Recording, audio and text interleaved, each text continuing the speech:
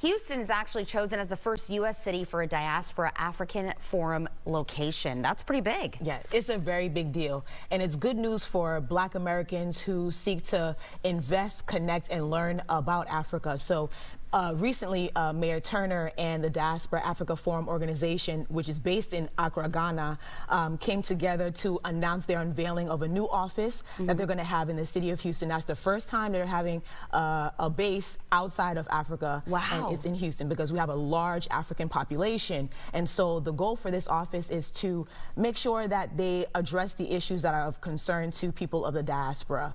And so there are many, many Black Americans who are considering relocating to places like Ghana, for example, and, you know, just trying to reconnect, find their ancestry, their roots, their history. Oh, there's also a summit that addresses the education crisis at Houston Independent School District. So talk about that article. Yes, so State Rep Jolanda Jones put together this education summit, and the education summit had a panel of education advocates. It had a lot of parents and teachers in the space, just to create a safe way for people to voice their concerns, especially parents and teachers at this time in HISD, where they feel that their voices are not met at the HISD community events and board meetings. And so there were just a lot of topics that were being spoken about there.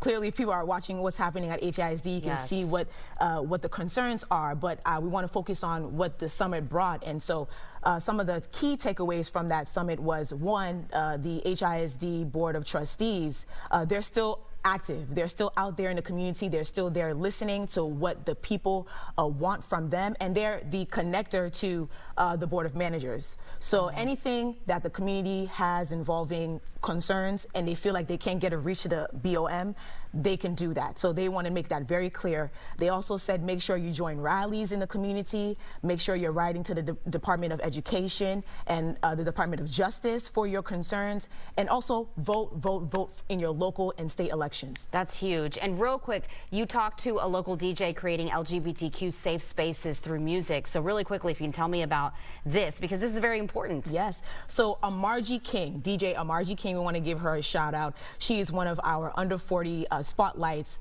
for this month. And so she is just one of the young millennials in Houston who found their purpose during the COVID pandemic. And so she wanted to create a space for those in the LGBT community, because she is also a trans woman, trying to create a platform where her people can feel comfortable, especially in the Houston nightclubs. And I invite you to check out all of the articles that we have links to actually right now on our website, fox26houston.com. Laura, thank you. Thank you.